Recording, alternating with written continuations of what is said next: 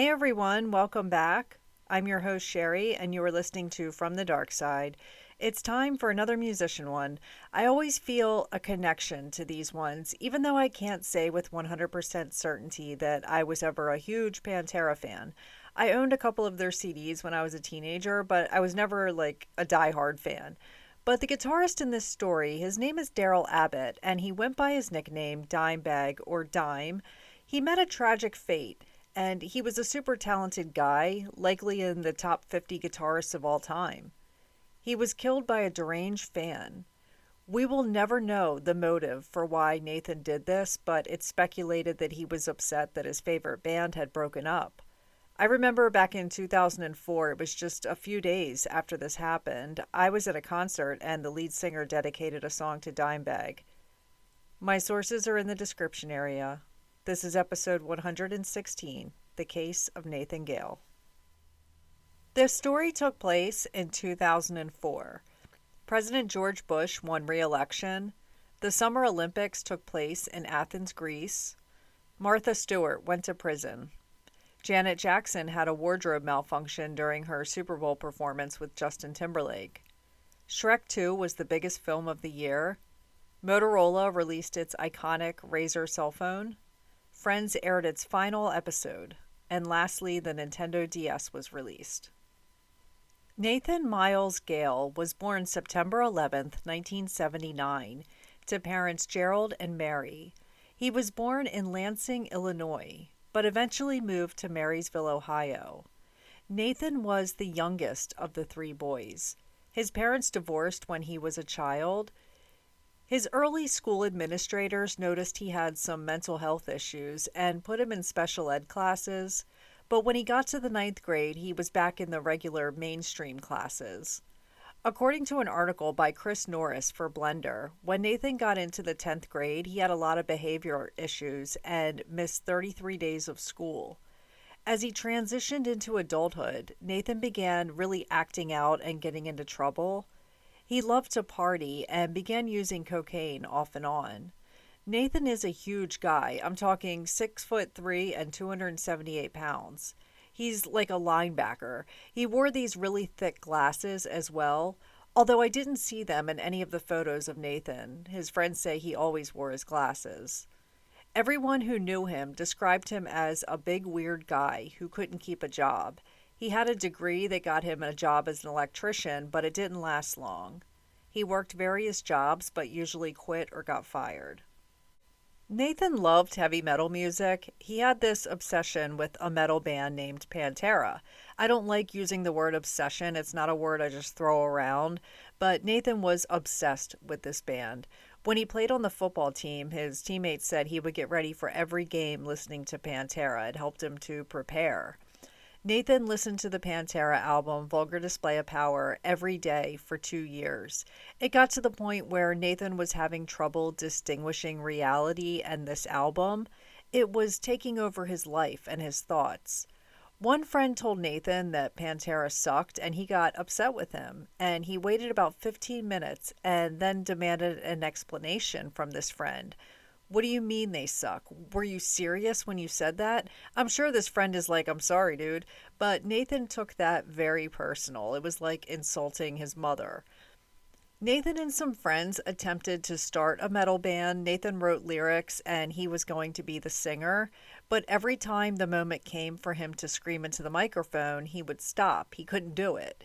He would be right there, red in the face, with his mouth right next to the microphone, but nothing would come out. Nathan's friends said that Nathan was constantly arguing with his mom. She'd tell him to shut up and they'd argue. They didn't have a loving parent and child relationship. Eventually his mom kicked him out of the house and he started sleeping in parks and was always unkept. Nathan did join the Marines for a bit but was discharged partway through. We don't know why because the military won't release private things like that, but we know he was constantly getting yelled at by his superiors. Nathan did disclose to someone that the reason he was discharged was due to schizophrenia. This person asked if he was taking medication for it, and he said that he was. Life after the military was Nathan getting his own apartment that he shared with his mom. He got a job at Minute Lube Auto Shop. His mom eventually got a new boyfriend and moved out of their apartment. Nathan was playing semi pro football and still bouncing from job to job. Friends began to notice more symptoms of severe mental illness in Nathan, such as sometimes he talked to people who aren't there, and he also liked to pet an imaginary dog. You'd be having a conversation with him, and he's talking to you, but playing with this imaginary dog the whole time. Nathan begins hanging out at this tattoo shop across the street from his apartment. He comes in one day to get a tattoo and his ear pierced, and he thought this would be his new hangout. But he's kind of bothering people. He would stare at customers while they're getting tattooed and just made a lot of people uncomfortable. But they say he was always polite. He just stared at people a lot and didn't say anything. Nathan is still obsessed with Pantera, but he's angry with them. He accuses Pantera of stealing his lyrics he wrote. Keep in mind, Pantera has no idea who this man is. They've never met him in their lives. Plus, they write their own lyrics or they have lyric writers on their payroll. They're not stealing some random guy's lyrics. Many believe Nathan had ingrained his brain so much with Pantera that he believed he was one of them, or he couldn't differentiate his own life from theirs. A friend named Jeremy said that Nathan once showed up at a friend's house saying he wanted to share some songs that he had written. The pages of lyrics were copied from Pantera, but Nathan claimed that he had written them. He said he was going to sue Pantera for using his lyrics and stealing his image. He truly believed he wrote these songs even though they had been out for years. Friends began to keep their distance from Nathan. They say they never thought he was a violent guy. He was just an oddball. But he freaked people out when he said things like this, hence his nickname, Crazy Nate. He also said God is telling him to kill Marilyn Manson. Nathan's friend Ryan Hughes said Nathan would come running up to you and you wouldn't know if he was going to snap your neck or hug you. I'll get into a brief history of Pantera. I won't go too deep here, but Pantera was formed in 1981 by Darrell Abbott and his brother Vinnie Paul. Darrell goes by the nickname Dimebag or just Dime. Dime played lead guitar and his brother Vinnie Paul played drums. Vocalist Phil Anselmo, who was this 18-year-old kid from New Orleans, later joined in 1986 along with bassist Rex Brown. Pantera has sold around 20 million records and they have 4 Grammy nominations. This band had a lot of drama, drugs, fights, etc. And in 2003, the band broke up. This was not a quiet, amicable breakup. They smeared each other in the media. It was basically Phil Anselmo versus Diamond Vinny. Bassist Rex Brown stated himself, saying, quote, "It was a bunch of he said, she said nonsense that was going on, and I wasn't going to get in the middle of it." Nathan was devastated that Pantera had broken up, but no one had ever dreamed that he would go to the lengths he did. In fact, we don't know if the motive for what his next move is was caused by the breakup of Pantera, but it's been speculated.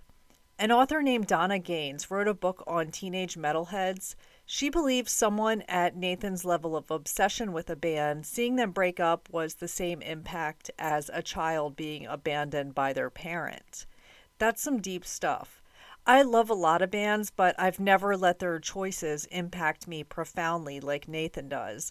I remember years ago, and I don't know if it's true or not, but I remember hearing about teenage girls who were cutting themselves because Justin Bieber admitted he smoked weed. That's some deep obsession.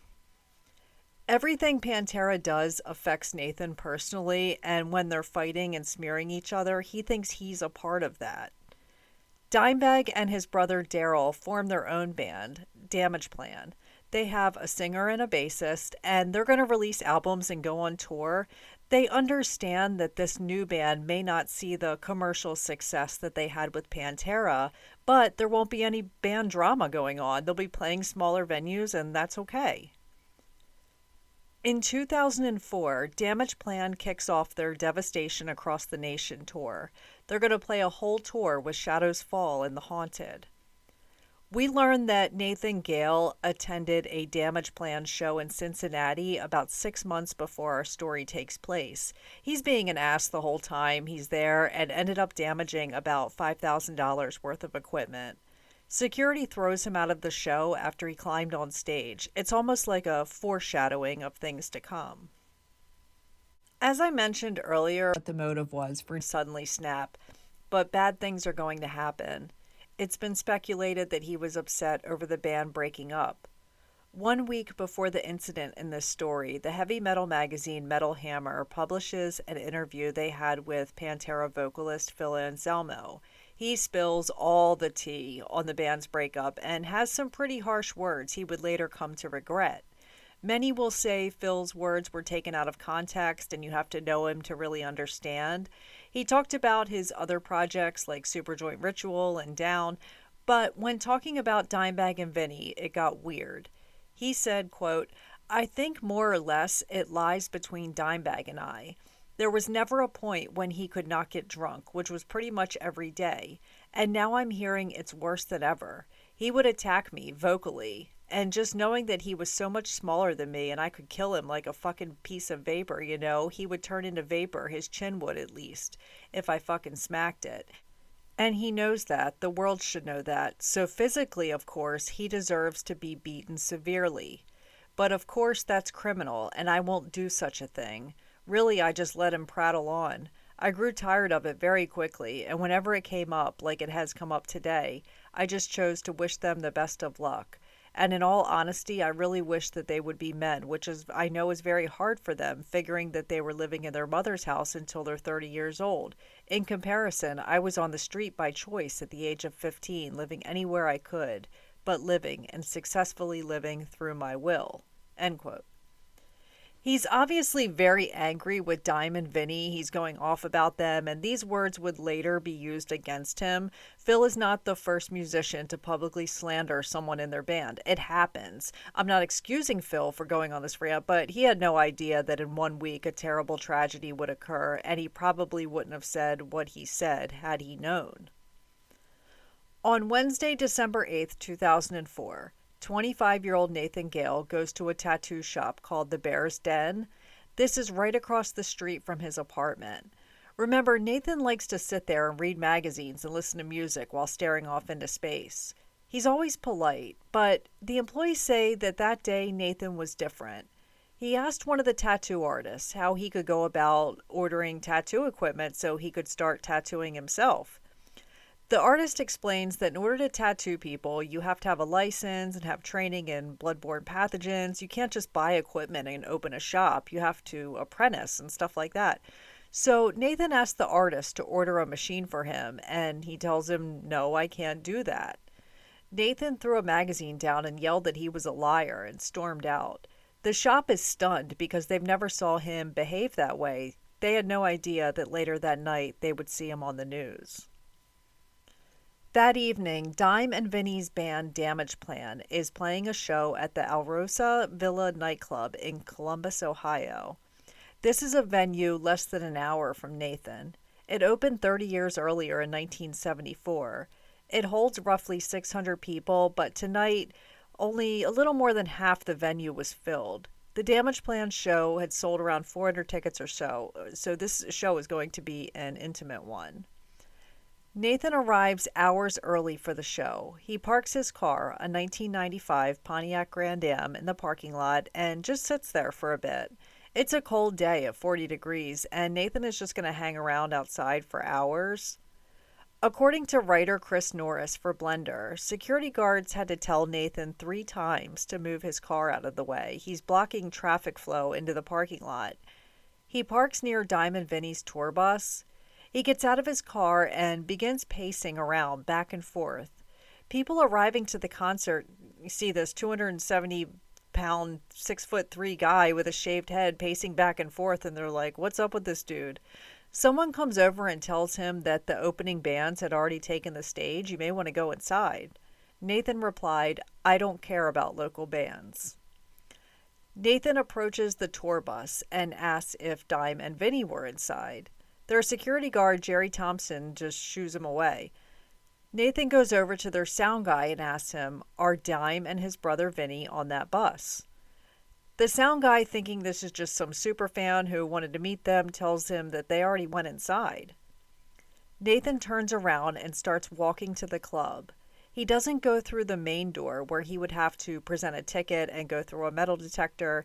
Instead, he goes around near the back and climbs a high wooden fence and sneaks in a side door.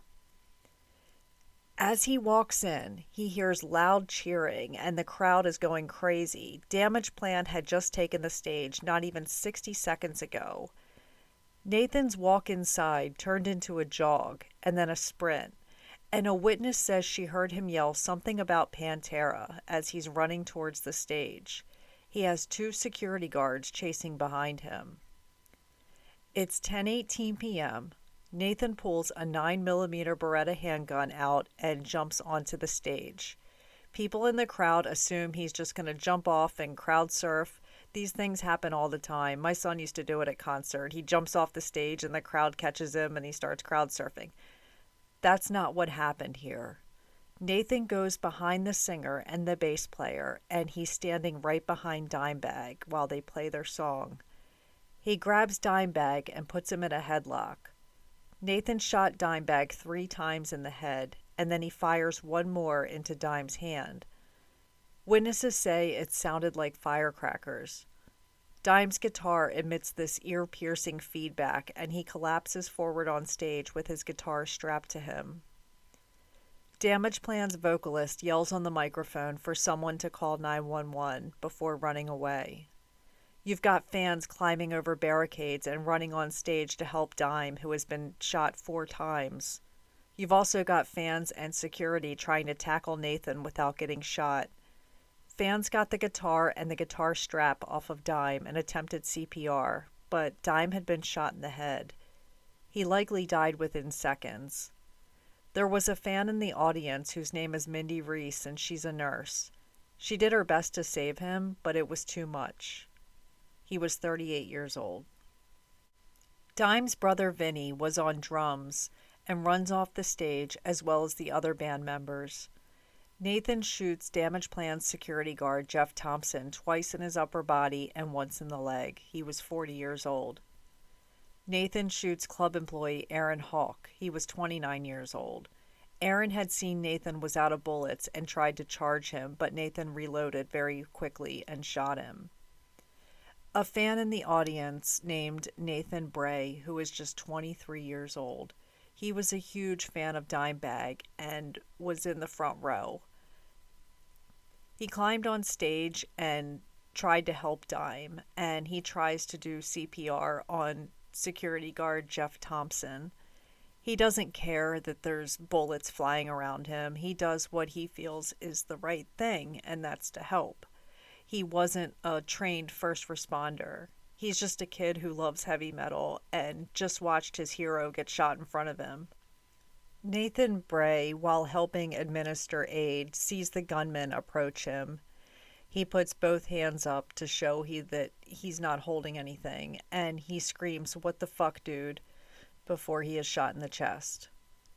These men who died were heroes who were trying to help others. You've got people running for their lives in the opposite direction, which I don't blame them for. And then you have those that put themselves in danger and harm's way to save the injured. That's a brave thing to do when there's a madman standing there with a gun firing away. Nathan also shoots Damageplan's tour manager, Chris Paluska, in the stomach, but he isn't fatally killed. He ends up surviving. Nathan shoots Vinnie Paul's drum tech, John Brooks, twice in the leg. Another fan who was injured was a guy named Travis Burnett who tried to grab Nathan. Meanwhile, in this town of Columbus, Ohio, 31-year-old Officer James Nigmeyer is out patrolling in his car. Just a normal night until he gets a call on the radio that there is an armed gunman killing people at a metal show. He arrives at the venue and enters from a different area that the other officers are entering. They are coming in the front towards the stage. Officer Nigmeyer is standing behind the stage. Police show up and Nathan sees them all coming at him with their guns drawn. So he grabs drum tech John Brooks, who he had shot in the leg, and puts him in a headlock with his gun against his head. He has a hostage now, so this situation has gone from bad to worse. Nathan still has rounds in the gun, and he's using this hostage as a shield from the police. But what Nathan doesn't see is Officer Nigmeyer behind him. He's crouching behind amps and band equipment. He's got a 12-gauge shotgun, and people see him and are screaming for him to shoot him. Officer Nigmeyer has to wait for Nathan to be still long enough. He's got a hostage with a gun to his head, so this could be tragic if one little thing goes wrong.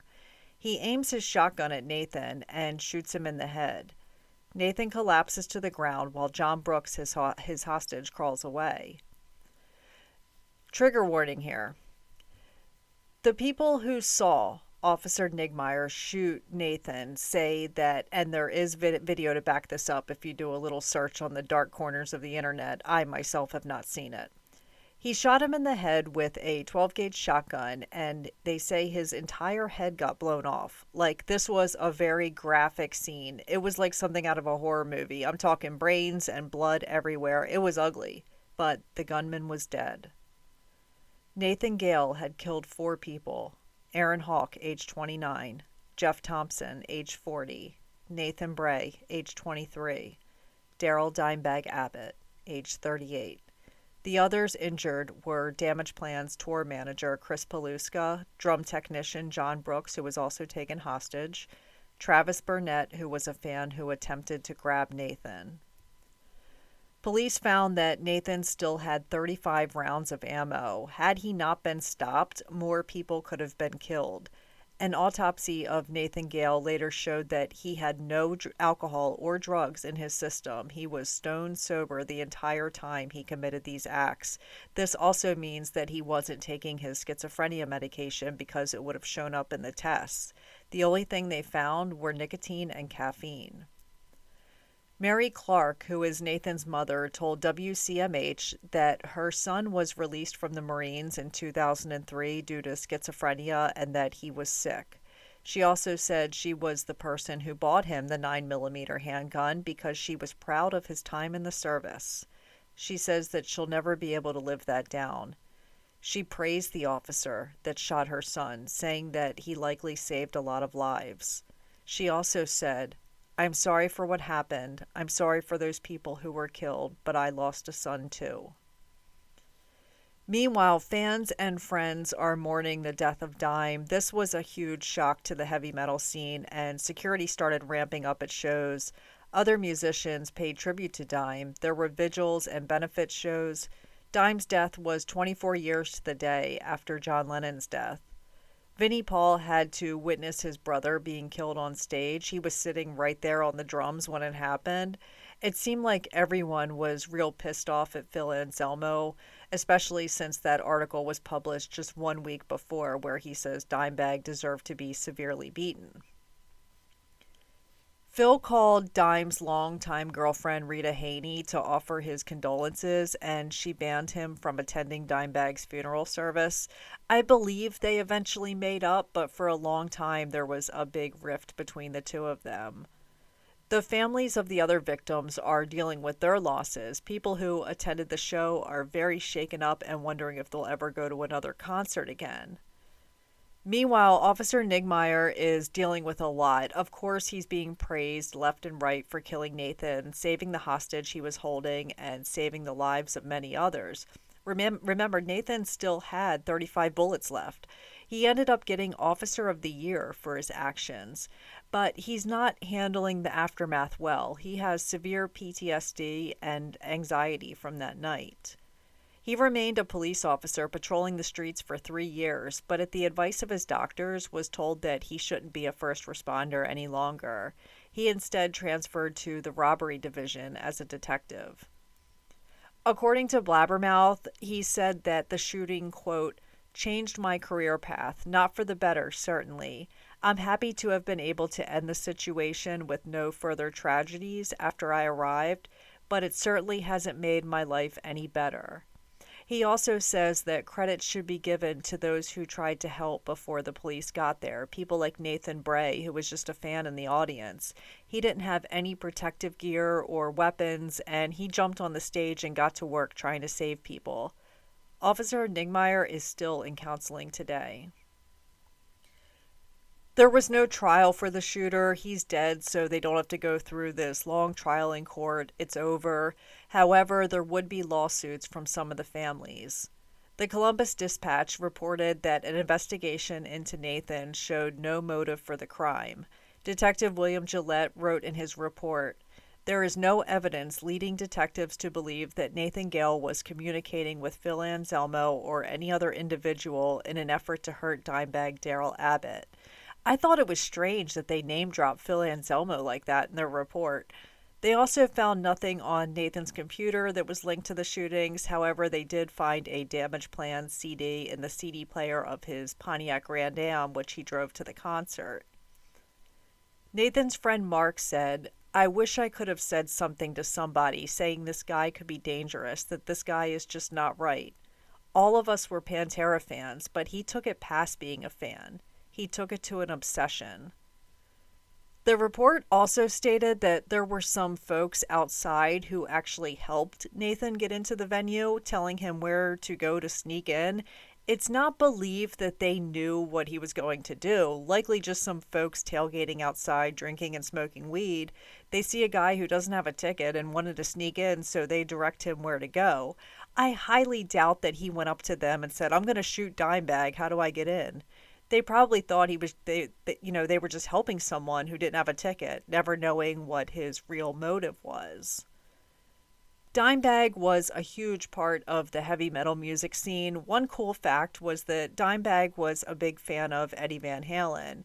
He had talked to Eddie shortly before his passing because Eddie was making him a custom guitar. Eddie showed up to Dime's service and brought his original 1979 yellow and black guitar. You can see hundreds of videos of Eddie Van Halen through the years playing this yellow and black iconic guitar. This is like a piece of history. With permission from Dime's brother Vinny, Eddie placed the guitar in the casket with Dimebag. Dime's brother Vinny died in 2018 at the age of 54. He died from dilated cardiomyopathy and coronary artery disease. I can never say medical terms right. Every time I always mess up. He was buried next to his brother Dime and their mother at a cemetery in Arlington, Texas. In 2022, Pantera announced they would be doing a reunion tour. The only members left were vocalist Phil Anselmo and bassist Rex Brown. How on earth were they going to pull this off without Dime and Vinny? People were kind of divided. Like, half the folks thought it was a wonderful idea, the other half thought it was super disrespectful. So what they did was they enlisted Charlie Benani from Anthrax to play drums. But who was going to play Dime stuff? Dime had this super unique guitar sound. They hired Zakk Wylde, who is Ozzy Osbourne's guitarist and the guitarist and frontman for Black Label Society. Zakk Wylde is a guitarist who definitely qualifies for the job. He can play Dime's level for sure. Plus, Zakk and Dime were good friends for many years. He wasn't just a stand-in guitarist. He and Dime had a history, and Dime's people say that he would have wanted Zakk to play for him. Like I said in the beginning, I'm not a huge Pantera fan. I have a few other songs in my rotation, but I'm not a diehard fan by any means. But I watched the videos from the reunion tour, and it was pretty emotional to watch Zakk play in Dime's place. He nailed the part, and it was really touching. He's not trying to play an exact note-for-note replica of the music. Zakk and Charlie are not trying to clone Dime and Vinny, and they both did an amazing job. When Zakk was asked a question about Dime during an interview, the interviewer said, "Was there any difference between the Dimebag you saw on stage and the Dimebag you knew as a friend?" Zakk responded, "None. The clothes he put on when he woke up were the clothes he went on stage with. He'd say, 'Why bother changing? That just cuts into time at the bar.'" The Alrosa Villa nightclub remained open for a long time. It was demolished in 2021. Rest in peace to Aaron Hawk, Jeff Thompson, Nathan Bray, Darrell Dimebag Abbott, and Vinnie Paul. That's it for this week, and I'll see you all again soon. Take care, and much love to you all. Intro music is Feral Angel Waltz, which is composed by Kevin MacLeod, licensed under Creative Commons. All his music can be found on his website, incompetech.com.